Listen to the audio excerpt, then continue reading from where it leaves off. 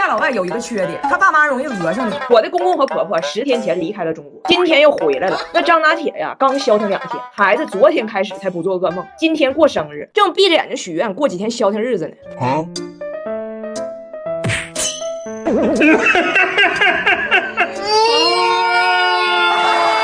是咋回事呢？上次我公公婆婆来呀，大家都发现了，我这个公公他特别有梗。我婆婆温蒂呢，就从我们公司头部艺人沦落到了群演。但是从很多画面中啊，其实你能看出来他的不忿。他觉得他出道多早啊，突然就是个资源咖。所以温蒂上次是带着各种不服气走的。但是这人算不如天算呢。他刚走，我接到一个节目组邀约，邀请我跟温蒂一起去参加一档综艺，是和其他几对知名婆媳一起出去旅游的一档真人秀。3月末开始录，让我问一下温蒂的意向和档期。我打电话一问，温蒂立马就支棱起来，就问我俩问题：机票报不报？我请假旷工的这一天，工资给不给？我说那肯定都给。第2天温蒂机票就买，转身就开始复仇，告人布莱恩。这次回中国呢，带你是情分，不带你是本。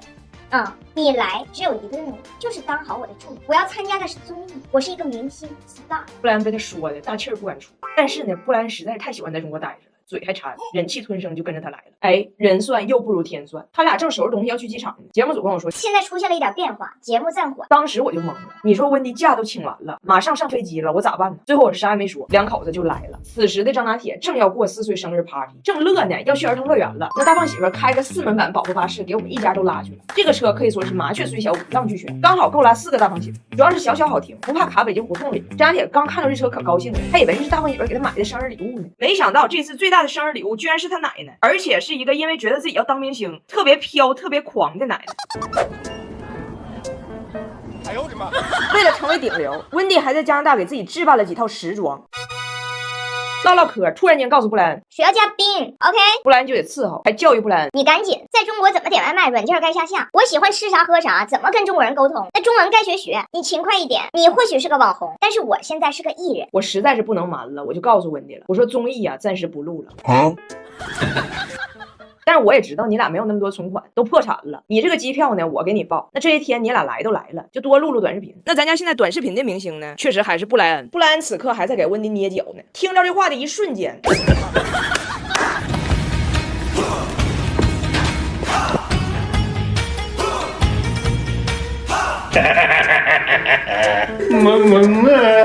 ，I'm a little thirsty. You mind? Here you go. Thank you. You mind? Yeah. Wash my feet. Oh, yeah.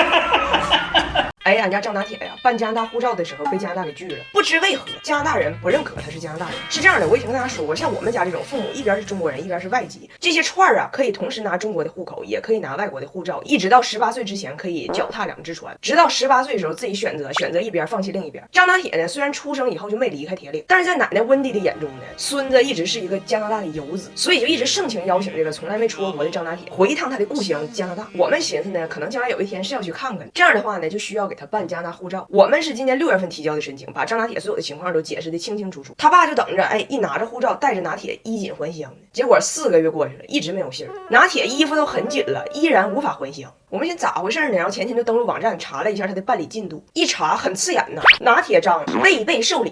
我们都不知道到底是哪个环节出现了哪些疑点，让加拿大方对张拿铁是加拿大人这个事儿颇有微词。大胖女一看儿子未被受理的结果，那气得口吐芬芳啊，跟我说：“你说加拿大作不作？人口本来就不多，又拒一个，又拒一个。关键是吧，张拿铁的户口前2天不让他奶给整丢了吗？现在呢，家方又拒绝，在身份这个领域上啊，看起来很光鲜，实际上一无所有，一无所有。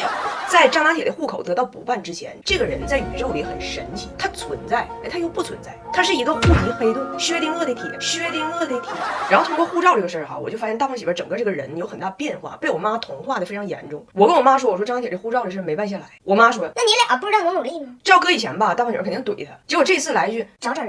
我妈说，哎，让铁岭户籍科给递个话，这相关部门系统都联网的。大胖媳妇说，那给送点锦旗啥的。我妈说，锦旗不行，你得整个月饼啊，这个大闸蟹呀、这个礼盒之类的。大胖姐说懂，月饼底下放张卡。俩人是击掌相庆了，还得我说你别搁这扯淡，现在没有人整这事儿了。他这个被同化体现在方方面面，买了3箱邦宝适拉拉裤，说是搞活动。我说现在用京东 Plus 囤邦宝适不用等折扣。这几天从北京到铁岭，张大姐在高铁上跟着一路折腾，邦宝适散热拉拉裤全程 hold 住，所以家里离不开邦宝适兜着，大人少操心。最严重被同化的就是儿子的教育问题。张大姐不是被双语幼儿园给拒了吗？她以前根本就不在意，说咱儿子最适合应该去武校，去什么双语？现在被我妈洗脑呀，认为教育非常重要。昨天跟我说，实在不行咱也找人，不行的话我打个电话，咱领他去找我老公吧，能给办。我听完都懵了，他以前也没提过有这个人啊，唠半天我才明白，他认为他现在汉语越来越好了，开始炫技了。他认为中国人的汉语好，最能体现炫技的一个技巧就是缩读，比如你把工商银行简称为工行，这就能体现你汉语好。他也炫技，他想说的是不行的话找人，找他以前工作过的幼儿园，也就是他老的工作，他自己给缩写了，结果就是要领我和孩子去找她老公，找她老公。我今天在东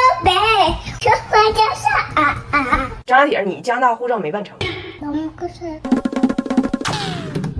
我赢了。拿去，我给你。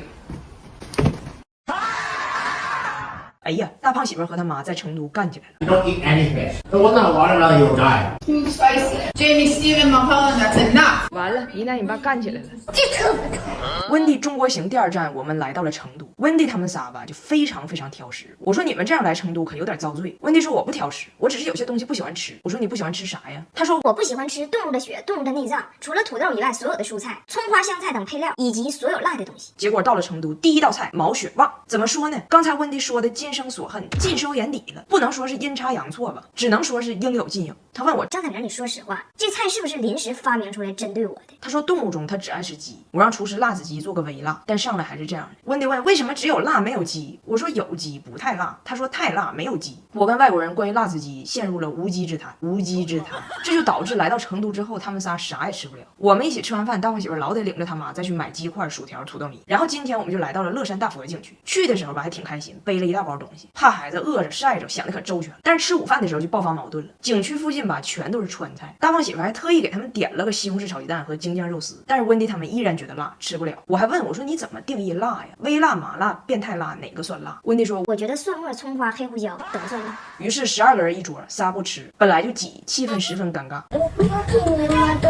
打我吧，打我吧。温迪就问大胖媳妇你就不能给我们找点我们能吃的吗？大胖媳妇说我特意给你点的菜，那2岁男婴和坐月子的都能吃，你咋不能吃？再说就因为你们所有人来到四川，放着川菜吃不了，去快餐店陪你们站着挖土豆子，你不觉得很不公平吗？母亲。然后温迪就生气了，哎妈，乐山大佛都没有化解俩人的矛盾呢，完生气了，他俩像没事似的，我有点着急，我好像总觉得就是毕竟是远道而来的客人，作为主人我有点上火。大胖媳妇说这有啥上火的？你当年去加拿大的时候，那些加拿大人请你吃的糊土豆子、炸土豆子、烤土豆子等加拿大菜的时候，你也没有预期说那不行，我到这儿别人得领我去吃中餐，得吃小鸡炖蘑菇。我一听我说我觉得你说的对，他们不适应也不是我的问题，我也不上火了，不管了。然后过了几个小时，温迪就有点忍不住了，就主动来跟大胖媳妇示弱了。我并不是一个刁钻的人，只是从土豆子到毛血旺，我也需要一点时间。我跟大胖媳妇说，这折腾一天，其实你妈也挺用心，给全家带的这理肤泉 B5 修复霜太准确了，晒红脱皮问题修复的又快又好，没有酒精，像扎铁脸上这样厚厚敷一层，15分钟后擦干净就行，脸上身上都能用，在家出门都备着，像敏感、泛红、干燥、起皮等等皮肤突发问题都能用。娘俩暂时算是破冰了。然后我发现温蒂他们挑食这个问题哈，其实也好治，就跟小孩似的，他不吃你就饿着他，你别心软，2顿饭之间别给零嘴，饿到位了自己就好了。果不其然，下午3点33分许，温蒂花3块钱买了个淀粉肠，嘴硬说是给孙子买的，其实让他吃，温迪说你也得理解，我们是外国人，我们天生的味觉和中国人就不一样。大胖媳妇指了一下张大铁说也不一定吧。哎，俺家俩孩子去参加一场婚礼，当了一次花童，我就发现俺家张大铁呀，他净操那个没用的心。这是一场中西结合的婚礼，新郎是澳大利亚人。我们家在澳大呢，这是人生第1次当花童。但是张大铁呢，他在铁岭已经当过2次花童，在花童这个工种上，人是经历过就是专业培训的。每次婚礼的头一天晚上，他要被拉去彩排，所以从严格意义上来讲，张大铁属于一个老婚庆。那么咱们这个老婚庆啊，他第1次来参加西式婚礼，还是有一些不适应的地方的。婚礼头天晚上，俩孩子还在家彩排了一遍，结果走到台中间这个位置的时候，咱也不知道突然间是谁的哪一部分的基因被唤醒了，突然间整这么一出。观众在哪？啊，观众在这儿。让我讲讲这边，不需要你讲话，这是小鹿和汤包的婚礼。